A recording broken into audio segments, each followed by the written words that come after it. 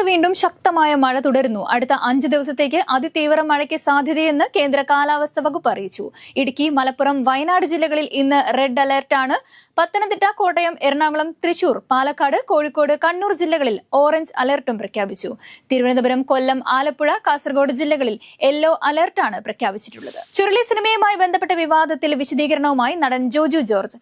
സിനിമയ്ക്കോ കഥാപാത്രത്തിനോ എതിരല്ലെന്നും ഫെസ്റ്റിവലിന് വേണ്ടി നിർമ്മിച്ച സിനിമയാണിതെന്ന് പറഞ്ഞുകൊണ്ടാണ് ചിത്രത്തിൽ അഭിനയിക്കാൻ തന്നെ തീരുമാനിച്ചതെന്നും ജോജു പറഞ്ഞു. ലിജോ പുറത്തുവിട്ട തുണ്ട് കടലാസല്ല, യഥാർത്ഥ എഗ്രിമെന്റ് പുറത്തുവിടണമെന്നും ജോജു ആവശ്യപ്പെട്ടു.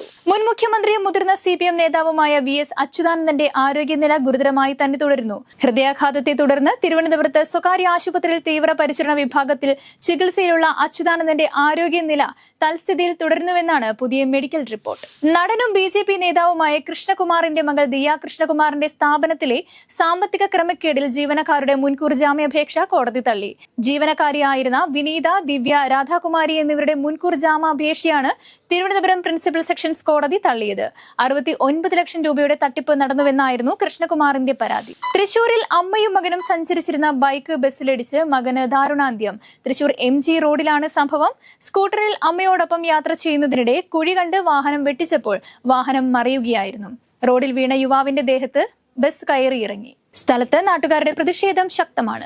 ഫോൺ ചോർത്തൽ വിവാദത്തിൽ PV അൻവറിനെതിരെ രൂക്ഷ വിമർശനവുമായി ഹൈക്കോടതി. IPS ഉദ്യോഗസ്ഥരുടെ ഫോൺ ചോർത്താൻ അൻവറിന് എന്തധികാരമെന്നും അൻവർ ഒരു സമാന്തര ഭരണമായി പ്രവർത്തിക്കുകയാണോ എന്നും കോടതി ചോദിച്ചു. PV അൻവറിന്റെ വിഷയത്തിൽ വാതിലടയ്ക്കണമെന്ന തീരുമാനം UDF എടുത്തതാണെന്ന് പ്രതിപക്ഷ നേതാവ് VD സതീശൻ. ഏതെങ്കിലും കാലത്ത് ആ വിഷയം വന്നാൽ അപ്പോൾ ചർച്ച ചെയ്യും. ഇപ്പോൾ വാതിൽ അടച്ചിരിക്കുകയാണ്. വ്യക്തിപരമായ അഭിപ്രായങ്ങൾക്കൊന്നും മറുപടി പറയാനാകില്ലെന്നും അദ്ദേഹം പറഞ്ഞു. ഹിമാചൽ പ്രദേശിലെ കുളു ജില്ലയിലെ വിവിധയിടങ്ങളിൽ മേഘവിസ്ഫോടനവും മിന്നൽ പ്രളയത്തിൽ 2 പേർ മരിച്ചു. വിവിധയിടങ്ങളിലായി 20-ലധികം പേരെ ഒഴുക്കിൽപ്പെട്ട് കാണാതായവരിൽ 2 പേരുടെ മൃതദേഹമാണ് കണ്ടെത്തിയത്.